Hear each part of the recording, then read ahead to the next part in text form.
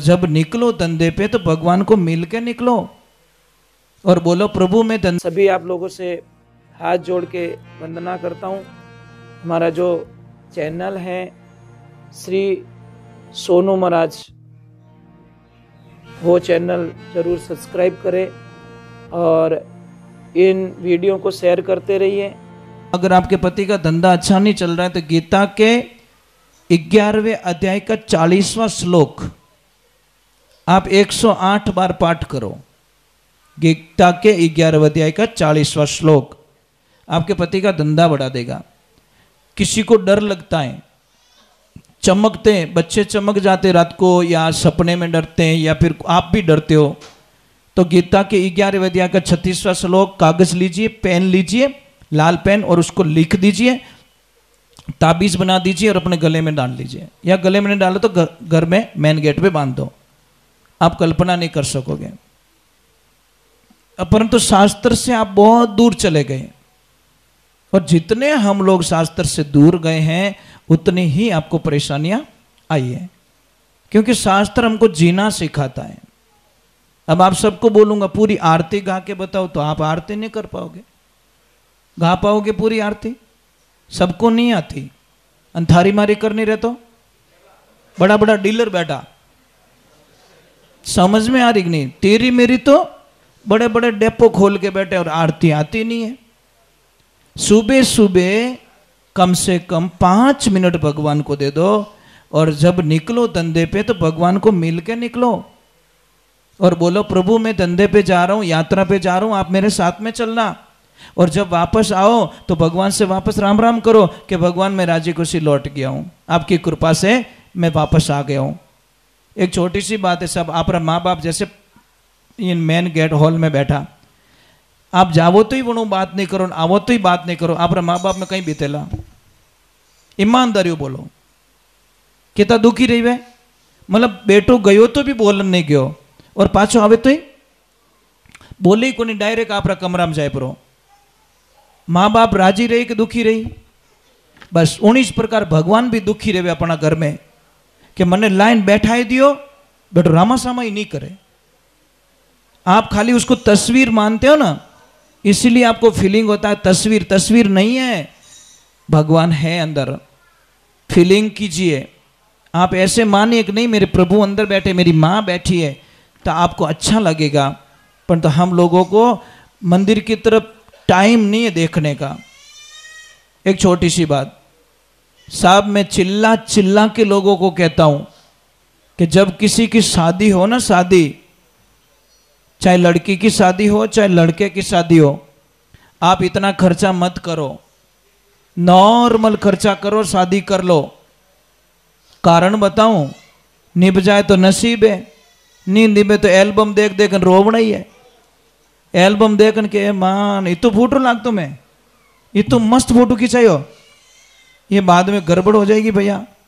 आज तो 6 महीना नहीं रेवे और बेटी आइन पाप मम्मी ने कहे कि प्लीज मम, बेटी भगवान की तपस्या की, मांगना था इंद्रासन पर मांग दियो निंद्रासन। एक शब्द रो फर्क पड़ियो, समझ में आ रहा है? एक शब्द खाली, इंद्रासन की जगह निंद्रासन। तो जो कार्य इन्होंने किया है, बहुत पैसा लगा इनका, बहुत खर्चा किया इन्होंने, और मेरी पूरी कोशिश रहती है कि अगले को पूरा पूरा फल मिले। फल कब मिलेगा? जब हम नियम को फॉलो करेंगे। नियम का मीनिंग समझो आप, समझ लीजिए आपके गांव में कोई सेठ जी आए, आवाज आ रही थोड़ी थोड़ी, आपके गांव में कोई सेठ जी आए और उन्होंने बोला कि मैं 5 करोड़ की एक बस ले आऊं। क्या लेके आया? बस। अब इस 5 करोड़ की बस की 4 धाम की यात्राएं, वो भी एकदम फ्री, कोई चार्ज, जिसको भी बैठना है गाड़ी में बैठ जाओ। महाराज जब फ्री में कौन नहीं बैठे? 15 मिनट में बस तो हाउसफुल। अब वो ड्राइवर साहब आए और सबको बोला बस कैसी लगी? कि अरे मैं तो जिंदगी में ही नहीं देखी। सारे सिस्टम बता दिए, पंखा कहाँ से चालू होता है, एसी कहाँ से चालू होता है, किसको बुलाना तो घंटी कहाँ से बजेगी, मतलब सारा सिस्टम बता दिया। और सब ड्राइवर साहब ने बोला कोई तकलीफ के नहीं, बस को रवाना करूं कि कीजिए। ड्राइवर साहब बोले, ध्यान से सुना, बड़ा अच्छा लगेगा आपको। ड्राइवर साहब ने बोला, गाय भाई मैंने सारी चीजें आपको बता दी, परंतु एक बात बोलना मैं तो भूल ही गया। कि क्या? कि इस बस में ब्रेक नहीं है। अब मां कसम ईमानदारी से बोलना, अंदर बैठोगे बाहर निकलोगे? बस कितने की है, पर अंदर ब्रेक नहीं है। बस बिना ब्रेक की गाड़ी में कोई बैठना नहीं चाहता, और बिना नियमों की सत्संग में बैठना भी एक बिना ब्रेक की गाड़ी होती है। मुझे 40 वर्ष हो गए सत्संग करते हुए, आज दिन तक मैंने सत्संग में पानी नहीं पिया। 40 वर्षों का रिकॉर्ड बता रहा हूं, मैंने कभी सत्संग में पानी नहीं पिया, नहीं पिया, नहीं पिया। मैं इतना तो आपको पाबंदी में नहीं डाल सकता, क्यों? दूजी वाला पास आवो लो इसको नहीं कि तो महाराज पानी नहीं पीने दे। सब बहुत हार्डली है। अब समझ लीजिए आप फेरों में बैठे हो। कहां बैठे हो? आपका हथलेवा जोड़वाया ब्राह्मण देवता ने। अब 1 घंटा लगे चाहे 2 घंटे लगे, आप बैठे रहोगे शांति से, क्योंकि हथलेवा जुड़ा हुआ है। अब वहां पे बीच में थोड़ी बोले ला रे मिराज ला, कहता है कोई? यूं थोड़ी के आउन दे मिर्ची बड़ो तू, कहवे कोई? क्यों? हथलेवा जुड़ा हुआ है।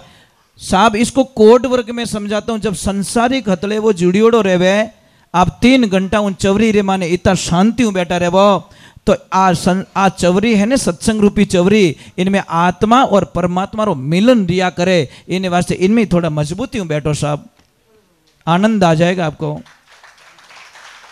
ये चवरी ऐसी वैसी नहीं है। ये सत्संग रूपी चवरी में जो बैठता है उसका संबंध डायरेक्ट भगवान से हो जाता है।